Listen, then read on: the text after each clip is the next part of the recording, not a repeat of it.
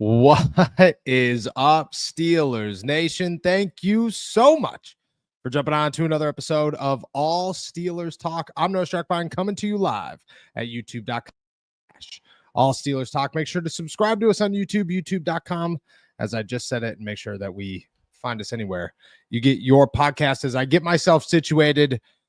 There's so much to talk about in the Pittsburgh Steelers, really around one topic, and that is Gabe Davis good enough to replace George Pickens and have the Pittsburgh Steelers locked themselves in, showed their hands in who will be the next wide receiver addition as they head into the final few days of OTAs, mini camp next week, and then the abyss before training camp. So much going on. We're diving into the Gabe Davis news. Ian Rappaport has a very interesting theory on the Pittsburgh Steelers and what they are trying to do this season. Day one of week 2 of OTAs was today, and we're diving into two names who looked very impressive as the Steelers start their final few practices at UPMC Rooney Sports Complex for organized team activities. And then, as always, we'll answer all your guys' questions because I know there is a ton, especially when news breaks. As I walked upstairs today, I realized my cat was locked in my office, and it gets way worse than that. There is a subtle smell of my cat definitely pooped somewhere. I did not have the time to look for the poop, and, well, as we do this, I will most certainly try to recognize how strong and how bad and how brutal this will be once it's over and I do find the mess that good old Mr. Fitzgerald has left for me. Shout out to myself for locking my cat in my office before I left for OTAs this morning. But that is not the news everybody came for. The news everyone came for is the wide receiver position. The Pittsburgh Steelers, they have a big name coming to UPMC Rooney Sports Complex on Thursday morning. That is former Jacksonville Jaguars, former Buffalo Bills wide receiver Gabe Davis, who will be hosted by the Pittsburgh Steelers Thursday morning, potentially sign a deal. But really, the first step of this is to, one, make sure that he's healthy. Gabe Davis played just 10 games last season. And two, see where he is physically. And if he is the right option for the Pittsburgh Steelers. They're a team that right now are actively searching for a wide receiver replacement. They have made that abundantly clear. They, as they've done multiple times this offseason, have dropped things and said things along the lines of, yeah, we're good. We feel very confident in our wide receiver room, just like they said we aren't going to trade George Pickens. And, well, George could say he forced his hand out of here, but I could tell you that not necessarily the case where we sit today. The Steelers have shown their faith in Roman Wilson, shown their faith in Calvin Austin, but the meantime, they have also been looking for outside options.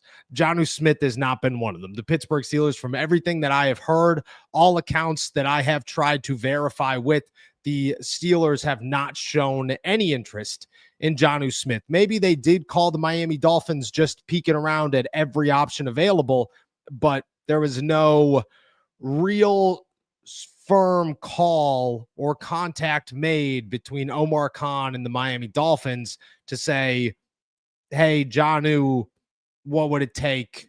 Can we work out a deal? There was nothing along those lines. But they have called the Buccaneers about Trey Palmer. I'm sure they've called other teams about other options as we sit here today. And then, well, the news that they are bringing in Gabe Davis for a visit. Gabe Davis is 26 years old. He comes with plenty of size, plenty of speed. I mean, the kid is 6'2", 225. He probably runs a 4.5 40-yard dash.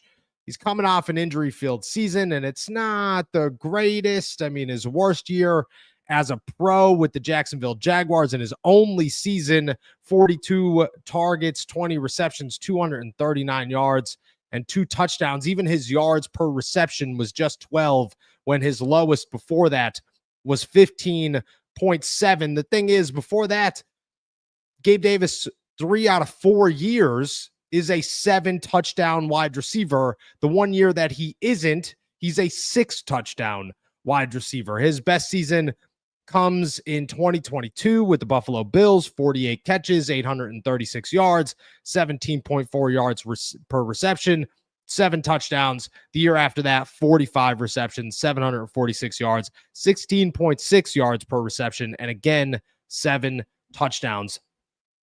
Does he replace George Pickens is the big question, and really the only one that anybody cares about. But to be honest with you, the Steelers don't really have many options to sit around and say, this is a definite replacement for George Pickens. They can look all over the NFL and try to come up with names, but that relies more heavily on teams willing to trade with them than the Pittsburgh Steelers hoping to land a trade.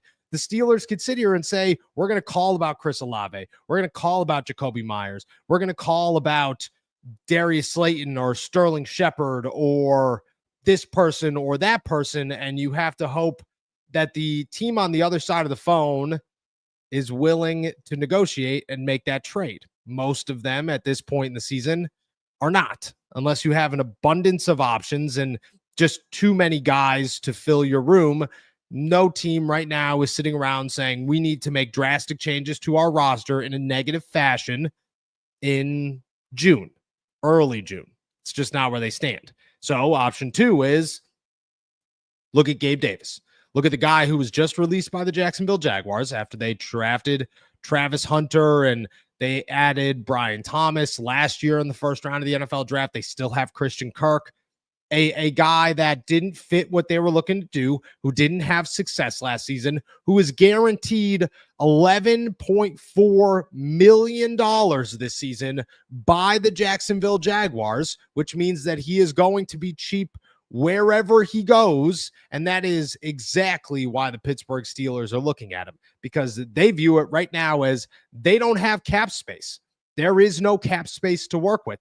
The Pittsburgh Steelers have $10 million set aside for what is most likely Aaron Rodgers. They have another $10 million set aside in case they need to make crazy moves during the season. They always go into the year with roughly $10 million available in cap space. And then until they sign TJ Watt, they have no money to work with. Once they sign TJ Watt, if they sign TJ Watt, which everybody is anticipating they're going to, then that clears up about, I'd say, 20-ish million bucks that the Steelers will have available. And at that point, you can make a move. But right now, Gabe Davis is not going to sign for money. Not much of it. He's getting his money from Jacksonville this season, just like the Pittsburgh Steelers got Russell Wilson last year under Denver's dime. That is exactly what happened. This year, they could do it again with Gabe Davis. Now, 6'2", 225 pounds, decent speed, not breakaway speed, and isn't a guy that's going to line up and replace George Pickens. But he does add a lot of size to an offense and a receiving core that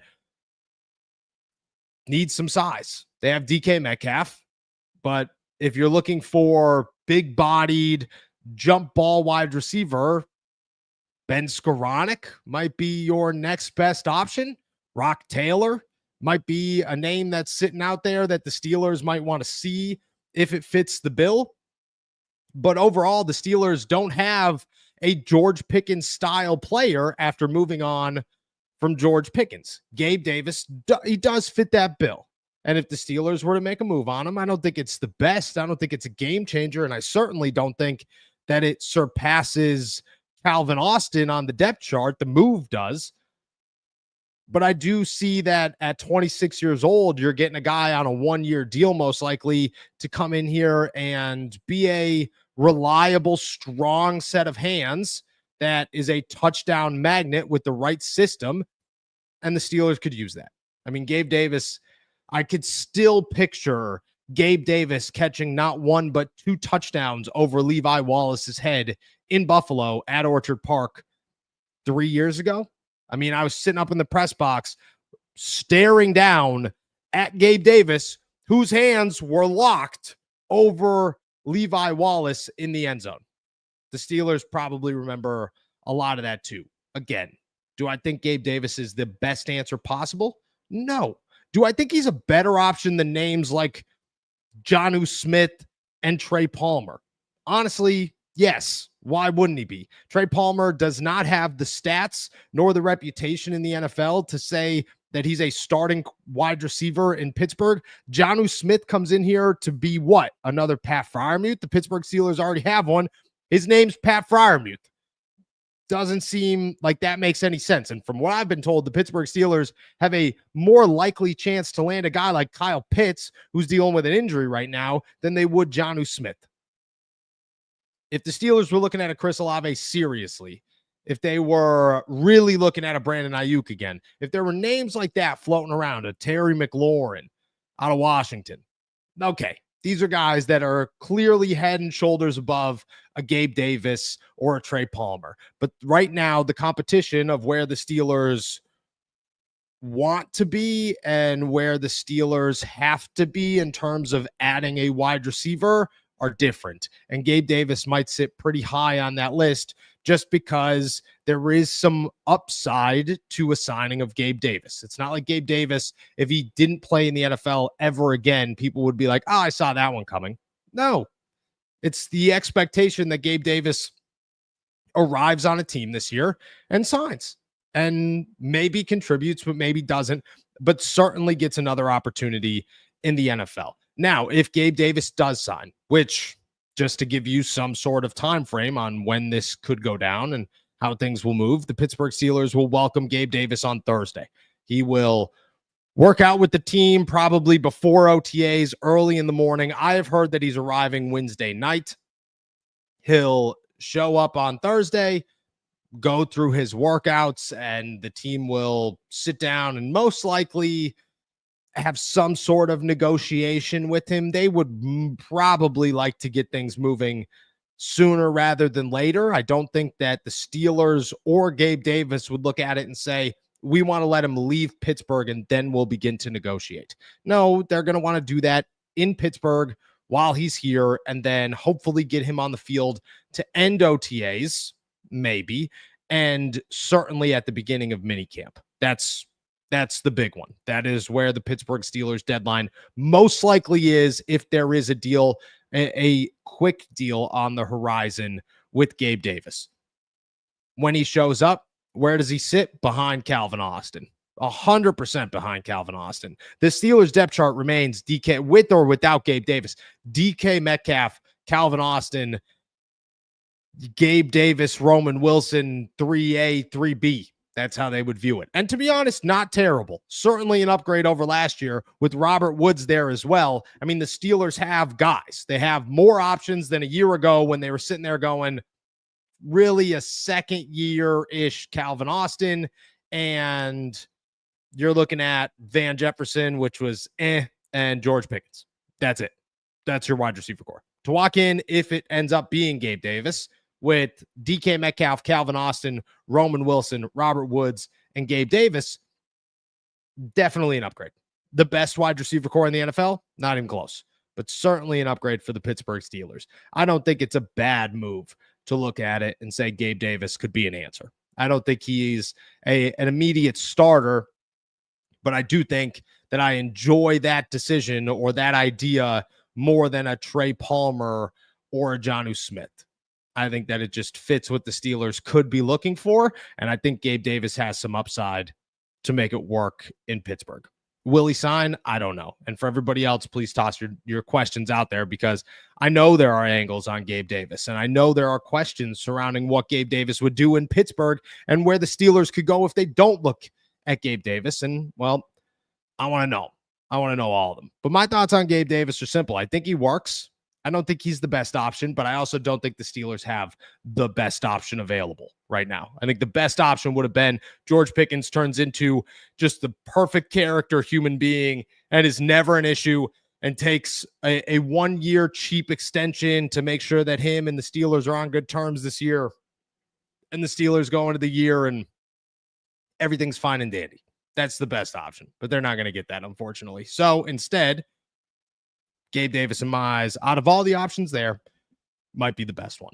Might be the best one. All right.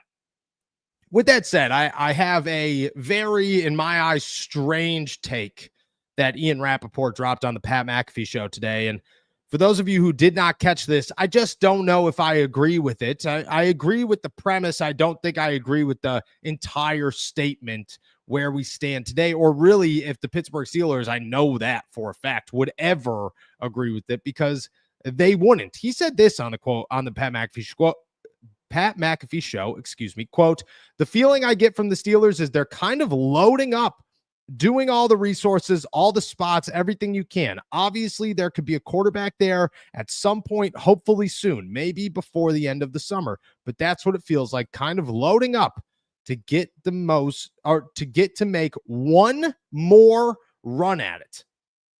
One more run at a Super Bowl or a playoff win or whatever." And I'm going to be really honest.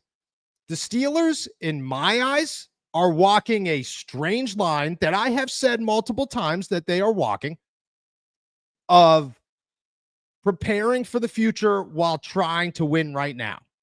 But by no instance, no move that they've made, there has been zero indication in my eyes that the Pittsburgh Steelers are looking at this going, we've got one more shot at this window.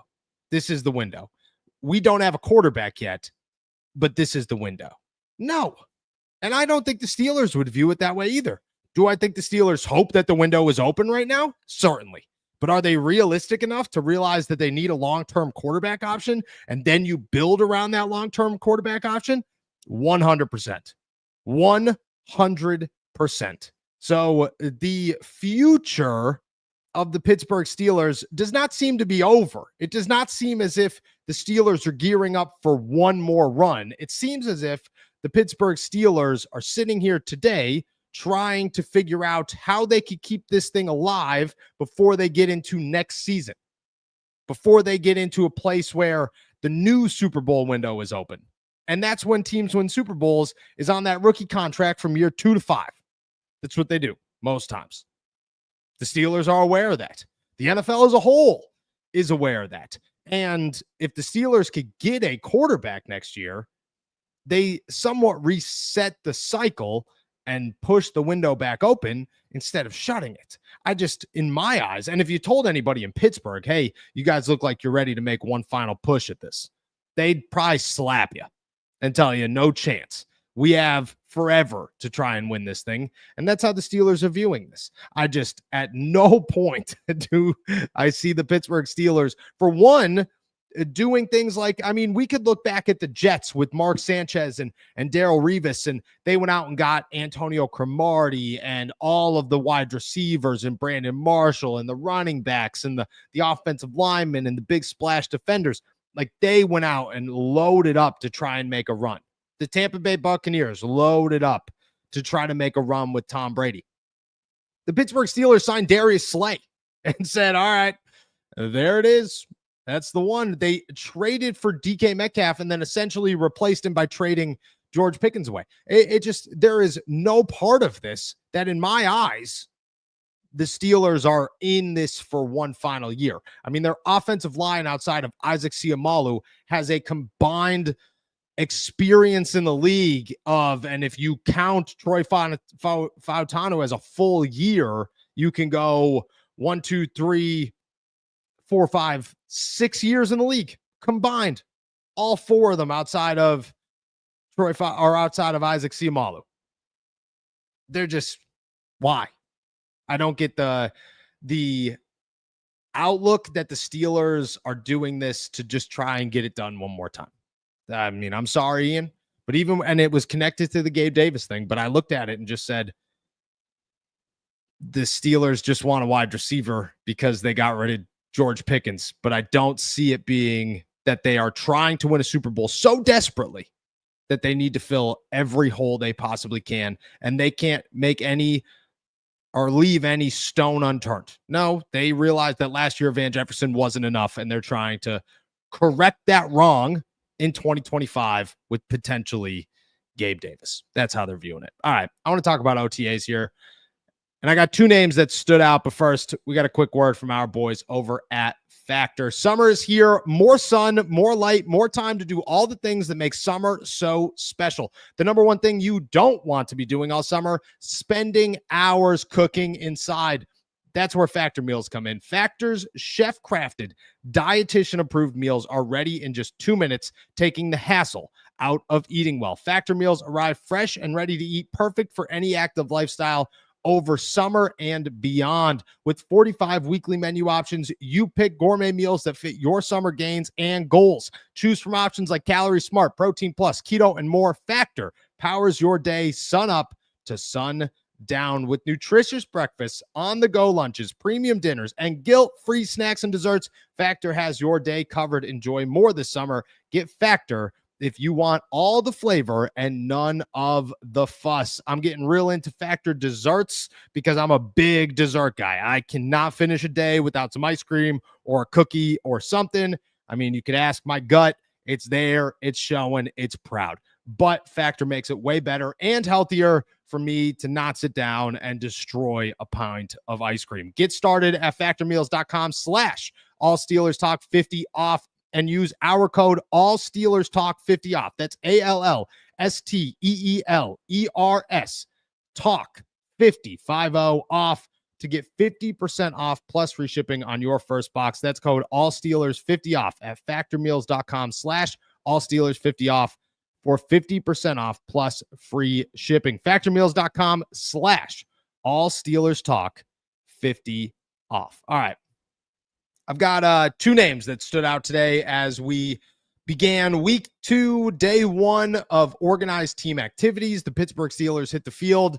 A lot of the same, you know what I mean? This year or this week, it's usually less than last week because last week everybody's excited to be there. The cameras are there, the team's there, the coaches are finally there. It just feels as if it's a team atmosphere, and for the first time all offseason, even if they were there the week prior, the Pittsburgh Steelers and every player is just excited to kind of begin working towards what they're looking to achieve in 2025. Week 2 is a lot of guys go on vacation. A lot of guys take the long weekend. I'll be back on Thursday because I have to be here for mini camp the week after. There were several guys that weren't there today. DK Metcalf, Darius Slay, Joey Porter Jr., who I believe is hosting a charity golf event. So obviously an excused absence. Cam Hayward, Isaac Seumalo was there, but off to the side. Pat was there, but off to the side. A bunch of names that were not present. And obviously TJ Watt, who is not going to sign or show up until, well, he gets a deal. And obviously, you know, the last one, Aaron Rodgers, but nobody was paying attention to that. 2 names that I said today, those guys look pretty impressive. They're like very, very impressive. And they've looked impressive the whole time, but it was the first time that I could, you know, identify them as the stars of the day. And those 2 names are Jaylen Warren and Darnell Washington. Jaylen Warren looks like a stud, man. Like the running backs go through drills, and Eddie Faulkner designs the craziest, most difficult, definitely effective drills you could imagine for a running back coach. The guy always has something new and nuts, and you just watch him and go, I don't understand how you came up with this, but you should write a book on running back individual drills because it would be a top seller for how freaking good you are at doing this. Every single running back screwed up. Every single running back. I'm not exaggerating at all, except for Jaylen Warren. At one point during today's OTAs, I don't want to say practice, but like individual stuff that you could actually somewhat report on. The Pittsburgh Steelers running back group, every single one of them, Jonathan Ward, Trey Sermon, Caleb Johnson, everybody were at one point told to go back and do it again. The only person who wasn't was Jaylen Warren. And that is because that guy looks so professional. He, at this point in his career, looks like a guy who's been here, looks like a guy who knows exactly what to do, who looks like a guy who has been through all of these drills, who has the elusiveness and the mind, and the game is slow. And I think that is so, so important, is that right now, Jaylen Warren looks like the game, the NFL game is slow. And that is huge. Because I remember interviewing Jaylen Warren as a rookie, and the best quote, and it will never leave my head ever, is sometimes I get the football and I just close my eyes and black out as I run through the hole. And that's because he just didn't know. He just said, that's the best case scenario. Let's just see what happens. And it stuck with me forever. Today, Jaylen Warren's a guy who sees the field as well as anybody, who has vision and anticipation better than anybody. That is impressive. Like to have a running back who you came in expecting very high praise for, or had high hopes or expectations, a high standard for in Jaylen Warren, a guy who's going to be your running back one. And for him to still impress is, and I'm not talking Najee Harris has some massive thighs and we have to talk about it, impress. I'm talking Jaylen Warren's footwork and his speed and his professionalism and the way he's going about practice impresses. It impresses a ton. The Pittsburgh Steelers have a couple of dogs in the running back room in Kenneth Gainwell, Jaylen Warren, and Caleb Johnson, and I anticipate they're going to use all three of them. Right now, Jaylen Warren looks like a guy that is going to be your starter and a guy that people are thrilled to have on the field in 2025. Fans are going to be pumped about what he can do, but just to have those two guys behind him, I mean, I spoke to him afterwards, and he said multiple times, it works in our room to have a bunch of guys because we have a bunch of guys who are dogs. That's the best thing you could say. The Steelers have a dude, a leader, a running back one, and I was very impressed with Jaylen Warren today, and that's a guy that it should take a lot to impress at that point in your stage. That's like saying, oh, Cam Hayward looked good today. Yeah, well, duh. Like, what'd you expect to happen? I didn't expect anything less than for Cam Hayward to look good or for Alex Highsmith to look good. For Jaylen Warren to impress today speaks volumes. And then number 2 is Darnell Washington. This dude looks slimmed down, but like in the scariest way. He's down 10, 15 pounds, he said, but he looks all just as big and scary and unrealistically large as he always has. There's no part of Darnell Washington that I've looked at over the last couple of days and said, that guy looks small. I mean, I could take Darnell, dude. That guy, look at him, he's skinny. No, Darnell Washington is massive, but he's moving. He looks more nimble. He looks like his footwork is just a little bit better, which is something to take note of for sure. His hands are there. And I think the best part about it is when Darnell Washington came into the league, he was real slow off his routes. They're real heavy. His feet were heavy. There was no cut. It was plant. It was so much plant and then you go, which means essentially that he had to stop to turn. Year 2, it got a little bit better, but like not noticeably better. This year, it's there. His feet are light, and that's impressive for a guy that's 6'9", 310 pounds. You know, that's crazy impressive to be nimble on your feet. And that's where Darnell Washington is. I don't know what I expect of him. I don't know if my expectations are any higher than they were, but I do look at Darnell Washington as a guy that if you are quicker in your routes, if you are a dude who can get open, if you are a guy who is light on your feet now in the receiving game, that's a whole other element to Darnell Washington's game that we did not have, that the Steelers have not been aware of for 2 years. That's how bad of a route runner he's been. He's just a massive body. If you could be a route runner and be a massive body, the Pittsburgh Steelers just hit it twice. Again, it's shorts and helmets, but those are the things that you could identify right now is who looks nimble, who has quick feet, who looks elusive, who looks athletic. Darnell Washington at 6'12", 430 pounds looks every bit of every single one of those. And that's awesome because I'm a big Mount Washington guy. Again, standing next to Donald Parham, it's crazy how they are the same size. And Donald Parham is, 14 waist sizes smaller than Darnell Washington. But, I mean, it's also impressive that Darnell Washington can be that big and look just as nimble right now as a Donald Parham. That's impressive. Those are my 2 guys that impressed at OTAs today. I have my eyes on Darnell throughout this whole thing. Jaylen, I have just the highest hopes for. Darnell, I'm curious to see what he could do. But I do, as I've been saying, think that the Pittsburgh Steelers offense is going to be very tight end running back friendly, and that they're going to be able to utilize a guy like Darnell quite a bit. All right. With that said, that's everything on my agenda. I wanted to talk about Gabe Davis and what could come to the Pittsburgh Steelers. Ian Rappaport dropping an absolutely wild hot take on the Pittsburgh Steelers. And then shout out to Jaylen Warren and Darnell Washington, who were the studs of the day to start week 2 of OTAs. With that said, it's time to start answering questions. If you got them, toss them in the chat. I'll answer them right after this. Pittsburgh, this one's for you. From the voices behind all Steelers talk comes black and gold apparel, your go-to for bold, fan-driven merch that reps the city, the Steelers, and everything in between. Whether you bleed black and gold or just love that Pittsburgh grit, we've got something for you. It's more than a podcast. It's a community. And thanks to your support, we're proud to bring the passion from our mics to your closets. Gear up, stand out, and show the world what real fans look like. Shop now at blackandgoldapparel.myshopify.com. Alrighty. Shout out to our members. Shout out to our super chatters. Remember, the call-in show is tomorrow morning. So please, please, please make sure that you are leaving your messages and your questions for me to answer. I'll get to them, all of them, tomorrow morning. And with that said, shout out to Whataburger.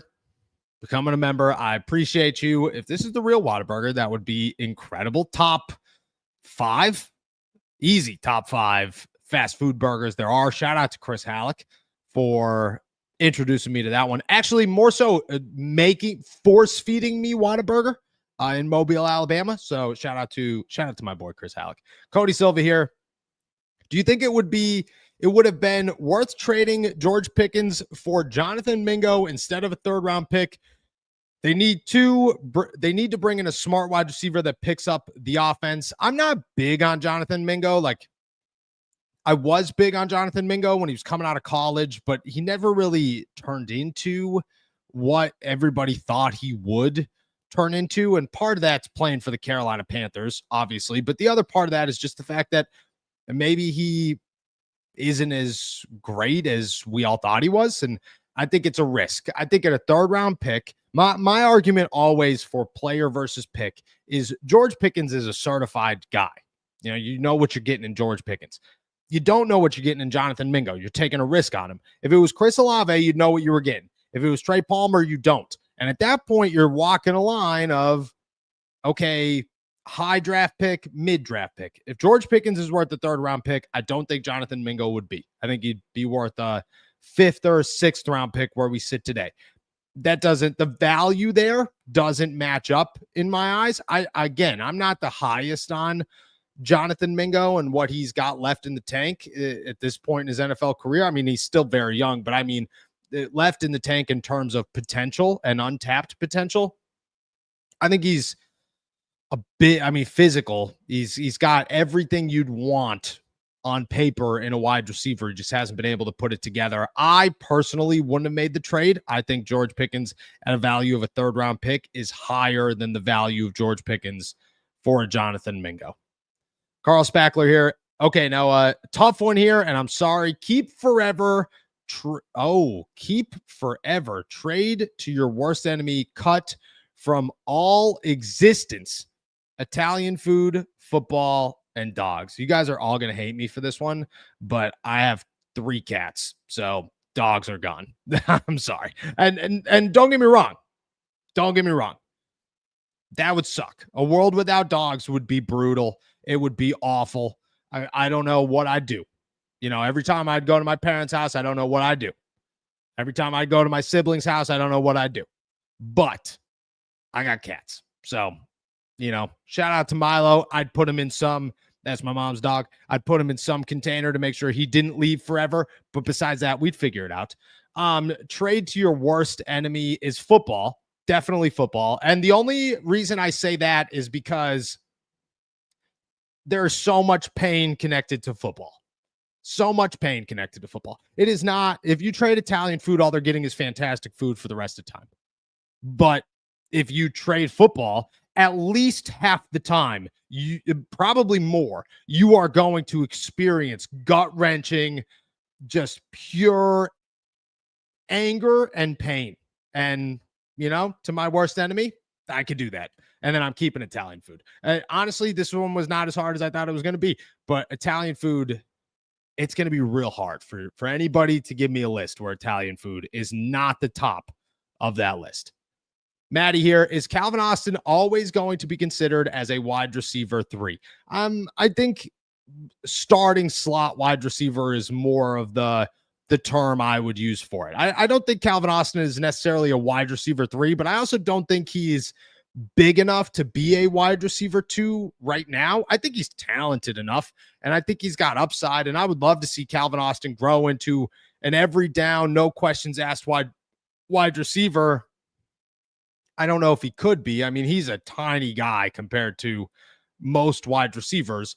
And I think that's where the Steelers view it is they need another big physical guy, because if you go up against a team where Calvin can't beat them with their speed, somebody's got to beat them with size. And you don't have that in Calvin Austin. You'd like that in another option. So I don't think that they necessarily consider him a wide receiver 3. I honestly think that if they're going after a Trey Palmer and even maybe a Gabe Davis, they're looking at it with Calvin Austin still being like the guy next to DK Metcalf. He would just be a 2B or, 2 whatever to DK Metcalf, and then be combined with whoever else is starting on the outside. But I don't necessarily think Calvin Austin is technically a wide receiver 3, and I think he's got upside to be more. Nate Moore, isn't a route technique more of an archetype we would want to look at this point? So yes and no. I think Roman Wilson fits that bill very well. I also think Robert Woods fits that bill very well. And Calvin Austin obviously could. He just isn't utilized that way. But physical guys are what the Steelers don't have. Another physical guy next to DK Metcalf. And you could have one. Awesome. But in an ideal world, yeah, you'd end up with the second Deontay Johnson with the more reliable hands. But you probably aren't going to get that right now. So it's more about what you're looking for, or what your options are. The Steelers don't have the options to sit around and go, all right, we're just going to get this exact skill set because that's what we need. And if they're looking at their roster right now and saying, we need a route runner, we need a big body, they could formulate a route runner in Roman Wilson. I don't think they could go get like Ben Skoronek's not going to be your big body, if that makes sense. Could he be? Definitely. But I don't think that he's right now a guy that's out jumping most people. Project Wallace, Gabe Davis destroyed us in 2022, 3 receptions for 170 yards and 2 touchdowns. Yeah, that's exactly my point on this one. I still picture it perfectly in Buffalo. It was ridiculous how good that guy was and how bad he made the Steelers defense look. Don't get me wrong. Everybody looked bad. That was the game where DeMar Hamlin was fighting Kenny Pickett and the Steelers lost by 75 points. So I get it, but it makes sense why the Steelers would be interested in a Gabe Davis. William, hypothetically, when Tomlin's deal is up, if they part ways, who would be your ideal head coach? That's so tough because you got to look at it 3 years down the road, and I don't know who would be available 3 years down the road for the Pittsburgh Steelers. It could be a boatload of people. I would say this past offseason, my ideal candidate for the Steelers was easily Ben Johnson. Go get the only guy that I am certain is going to be a good head coach, or at least a decent head coach, and that would be Ben Johnson. Besides that, I wasn't the biggest fan of like the Aaron Glenn move. I definitely didn't like the Liam Cohn move in Jacksonville. I just don't think he's experienced enough. But in 3 years, it's really tough to say who would be the ideal coach and who would be available. I mean, even if you went historical guys, 3 years from now, John Gruden's 3 years older. I just don't know who would be out there. I don't know who would be the guy at that point that makes the most sense.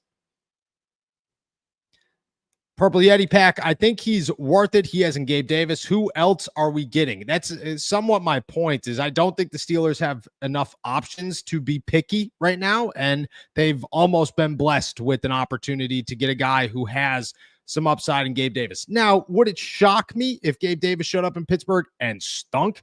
No. But I do think that anybody could show up in Pittsburgh and stink. And if you're just taking a shot on anybody out there with some potential to work, I feel like Gabe Davis makes the most of it. The most of it. Isn't it fair to say he was dependent on Josh Allen? Great question from Marlon Lewis. I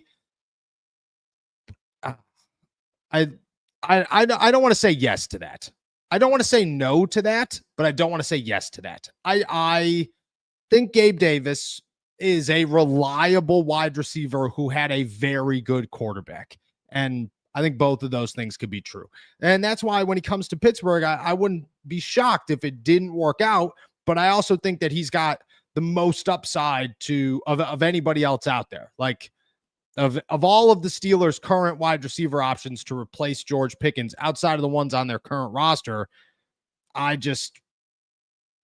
don't know if there's anybody out there that you look at and say, this guy can compare to Gabe Davis in our expectations for him. And I think because that you take a shot on him. Again, do I think Josh Allen helped? Definitely think Josh Allen helped. But I don't look at it and say every wide receiver is only good because of their quarterback. I could look at it the other way around and say, maybe he was bad because I don't think Trevor Lawrence is as good as the Jacksonville Jaguars want him to be. And that offense stunk last year. Maybe that's the case the other way around. But I hear what you're saying. Marlon's got another one here. Who would lose reps if Gabe Davis was signed? That's a great question. It's a great question. I think it'd be a little bit of everybody. It'd be dependent on how high up the draft or the depth chart he climbed. If Gabe Davis ended up, I don't know, number 2 on the depth chart, and the Steelers looked at Calvin Austin as the starter in the slot, Roman Wilson and Robert Woods would be the guys that lost reps. If Gabe Davis is coming off the bench, I would guess Roman Wilson's the one that loses reps, because my guess is that Robert Woods would be the starter opposite of DK Metcalf. But I don't know. I think it would depend on how good Gabe Davis was. I will say this. Gabe Davis would not walk into Pittsburgh as the wide receiver 2. That would not happen. They would very much so make him earn his place on the depth chart right from the jump. You know, maybe he's got a spot over Roman Wilson, but Robert Woods, Calvin Austin, there's no chance he would just walk in and walk over both of them. That would be it. Nate Moore, what are the odds the Steelers don't sign any wide receiver? Hearing good things about Roman Wilson. Oh, and also Christian Kirk is on the Texans. My apologies on that one. Oh, that's a good question. I would say very slim to none right now, but I do think the Steelers like Roman Wilson. I do think they like what they're seeing from Roman Wilson early in OTAs and off-season workouts. Now, none of it matters until you get to training camp. And the Steelers aren't comfortable enough with DK Metcalf, Calvin Austin, Roman Wilson, and Robert Woods. So I would say it's not a matter of what are the odds they don't sign a wide receiver. It's how big of a name is that wide receiver going to be. That's the real question. Would they? Yeah, they're definitely going to sign a wide receiver. It's just a matter of who. Cody Silva, is Caleb more like a Le'Veon Bell or D'Angelo Williams? Le'Veon Bell for sure. He's got crazy vision. D'Angelo Williams is incredible too. But I think when I look at a D'Angelo Williams, he reminds me a lot of Jaylen Warren, like a guy that is little. He'll punch you in the mouth. He'll run right into you. There's no questions asked. That's what he loves to do. Has great vision, is patient with the football, can catch the football, can block well, can do it all. I think D'Angelo Williams was incredible when he played. He reminds me a lot of Jaylen Warren. Le'Veon Bell, his vision, his ability to hit a hole and get a burst, that's what Caleb Johnson does well. And Caleb Johnson, I think, honestly does it better than anybody I've seen come through Pittsburgh in the last 5 years. So I have massive hopes for what he can do. But I would say Caleb Johnson is more Le'Veon Bell. D'Angelo Williams is more Jaylen Warren. Dom, random question, but who wins in a race? Steelers legend Dree Archer. I don't even have to finish this sentence. It's him. In his prime or Calvin Austin? Great question. I would still go Dree Archer. Dree Archer was the fastest human being I've ever seen.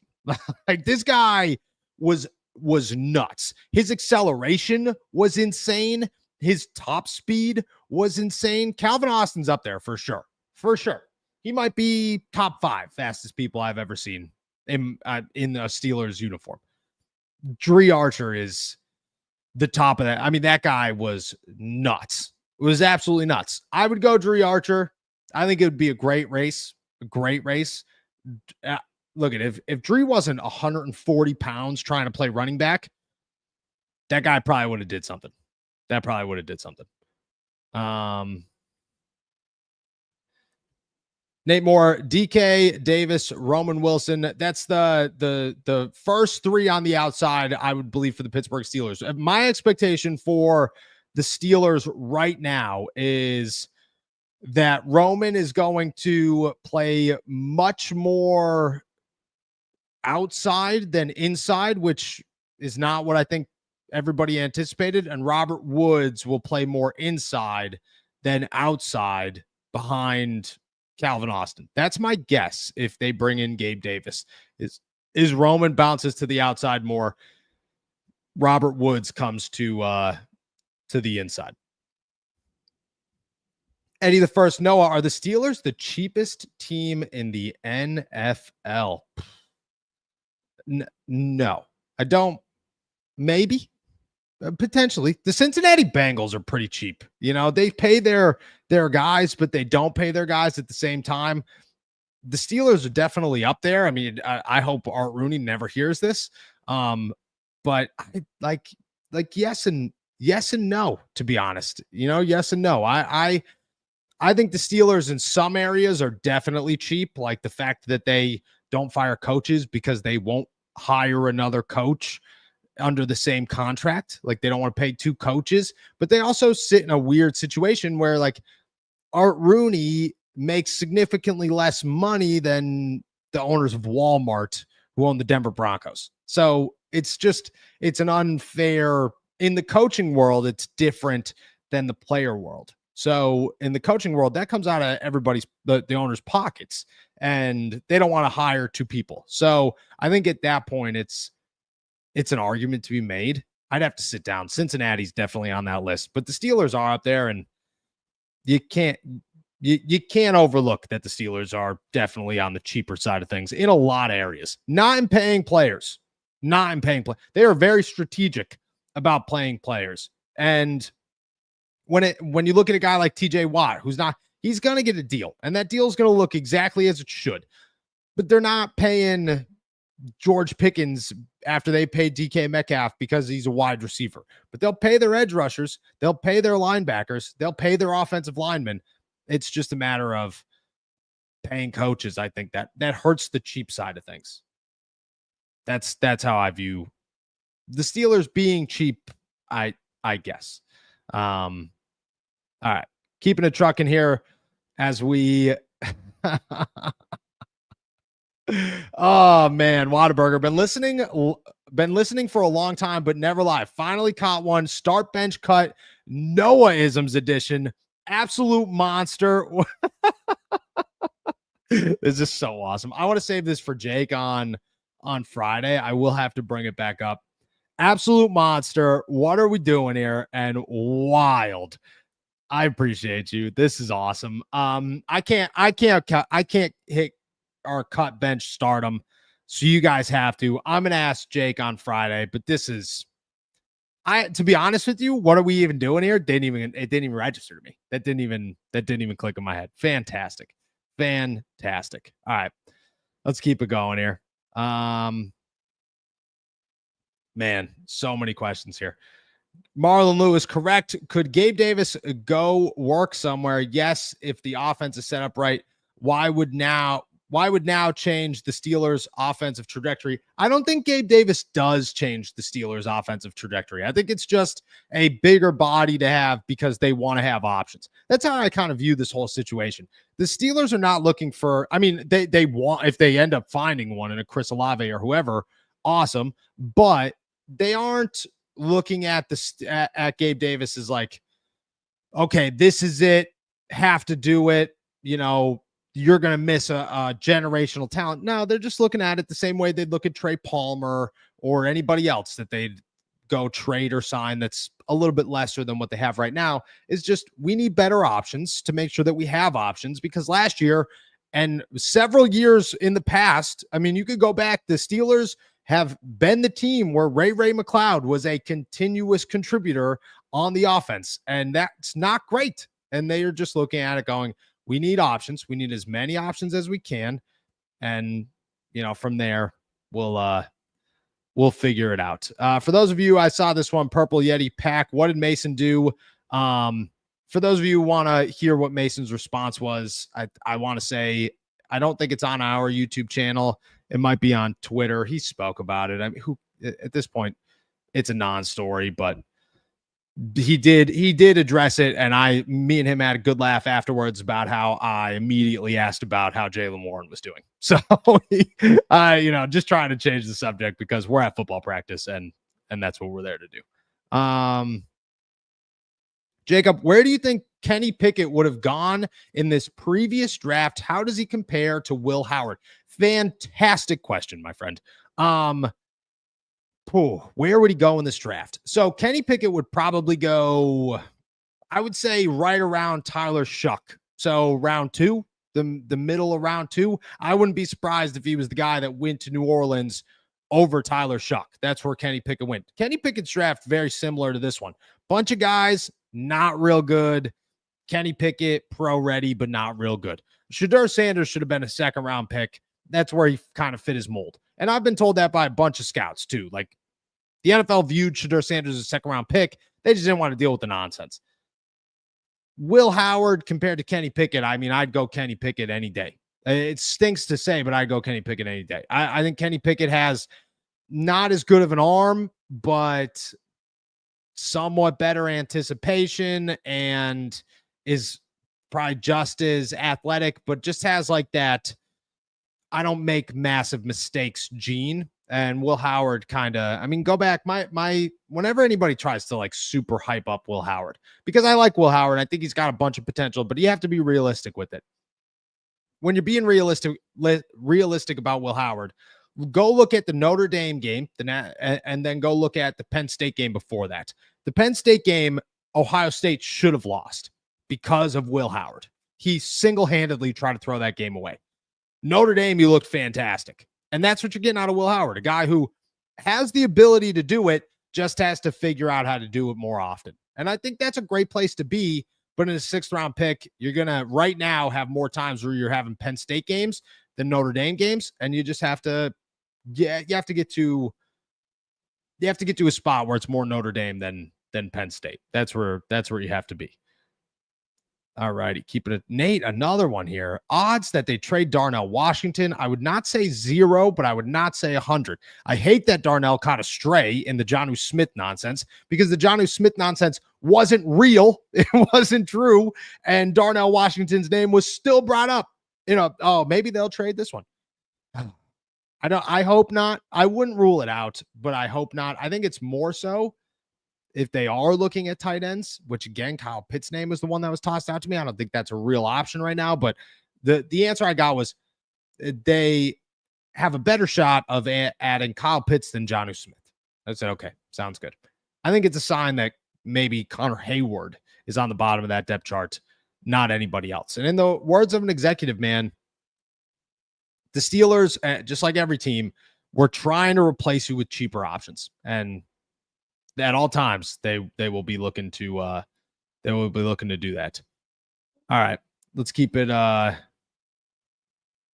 Lewis, any room for the call in? Certainly. I don't record them until tomorrow morning.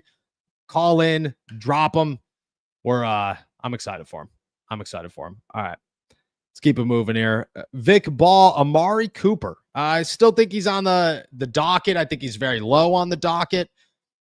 I mean, Amari Cooper doesn't really move the needle for me for the Steelers. Maybe a little bit. He's a reliable set of hands, but he doesn't have any speed left.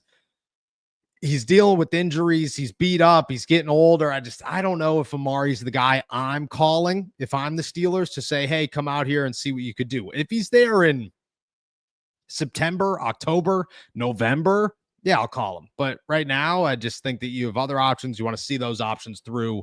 You're not really looking for an older vet right now. And that's clearly what the Steelers are showing is even Johnny Smith is only 29 years old. They're not looking for super old options. Maddie, hot take. Aaron Rodgers doesn't come. Mason gets booed off the field for what happened this past weekend. I don't think that would be the case, but maybe Rodgers doesn't come though. I don't know if you guys heard the Vikings nonsense of the reports coming out now that the Vikings maybe have some concerns about JJ McCarthy and maybe that leaves the door open for Aaron Rodgers. Like, what are we doing? How did we get here? And what kind of, for everybody who says, myself included, Aaron Rodgers is playing games, the Vikings are playing games. The Vikings are playing the equal amount of games, and it is wild. Absolutely wild. Absolutely wild. Nate Moore, how is Will Howard looking at OTAs? He didn't look great today. He looked certainly. So, okay. So I'll give you the arc here of Will Howard. Day one of OTAs, he even admitted it looked awful, like real bad. Day 2, 3 of OTAs, definitely better. Climbing for sure. Day 1 of week 2, not really great. I expect him to go back up again. You're looking at it going, and you have to look at it going. If you're the Steelers and if you're anybody else watching the development of Will Howard, you're just looking for the consistencies that today was supposed to happen. Today was supposed to be down. Can he go 3-4 days in a row of up before the next down? That's what you're looking for. How can you continue to extend the good between the bads? That's what you're looking for sure. Artisanal Bully Kennel, Noah, is there tension between Darnell Washington and Darius Slay after last year's BS excessive blocking? Hashtag the blind side. That was hilarious. No, everybody's good. Everybody's in good spots. Slay and Darnell, they had a good laugh about it. Everybody's good. I think once you're on the same team, like all that goes out the door. Sometimes it's not as easy. Like Tyler Boyd is not in Pittsburgh because there was never going to be in Pittsburgh because some in the locker room don't want Tyler Boyd here because he just talks so much smack on the Steelers over the years. But I overall, when you're looking at most scuffles that happen in the NFL, they're pretty good once they're on the same team, for sure. Isn't Tyreek Hill available? Yes, but no. The Steelers were somewhat interested in Tyreek Hill last year. I don't know where they stand today. They don't have the money for Tyreek Hill. That's the only unfortunate part, is they don't have nearly enough money to sign Tyreek, especially with TJ Watt and Aaron Rodgers. Right now, the Steelers have $20 million in available cap space. $10 million of that has to go towards Aaron Rodgers. $10 million of that's going to be saved for the season. You sign TJ, you're going to get another 20 because you're going to convert his first year of his new contract into a signing bonus. Awesome. But you're only going to have about 20 million. Tyreek's about, I think, 32, somewhere in that number. So I don't think it would work, but he is available. And from everything I've heard, Tyreek Hill's name has not been mentioned to me as a guy to watch for the Steelers. All right. And we're going to, good one as well here. Pittsburgh Hornets, do you expect more 2 tight end sets? I expect a ton of 2 tight end sets. I expect some 2 running back sets. I expect a running back and a fullback set. I expect heavy sets with 2 tight ends and a fullback. It is going to be power football in Pittsburgh. I'm pumped about it. And look at anybody who's worried, concerned that the Steelers don't have a quarterback. I agree with you, but also look at it and say the running game is going to be good. Very good. And if the offensive line clicks, I mean, that offense should be just fine, just in a different way than most of the rest of the NFL will operate in terms of their offense. But yeah, I expect a ton of 2 tight end sets, a ton of them, to be honest. Cody Silva, aren't they going to have like 105 million in cap next year? Yes, but next year will be fine, but you have to get through this year. And I mean, you'd be able to come up with Tyreek's salary if you made it happen. Next year is way easier for the Steelers than this year. Where the Steelers stand today, they'd have to really pull some strings and rework some contracts and so on and so forth, which is a two-way street. You can't just call Alex Highsmith in and say, all right, dude, we're converting your salary. You know, most guys are cool with it, but you never know. You have to figure out this year before next year. Next year, they're going to have a boatload of cap space. I mean, a ton of it. And it'll be put to good use. I mean, TJ Watt's contract next year is going to be $40 million a year, probably 41.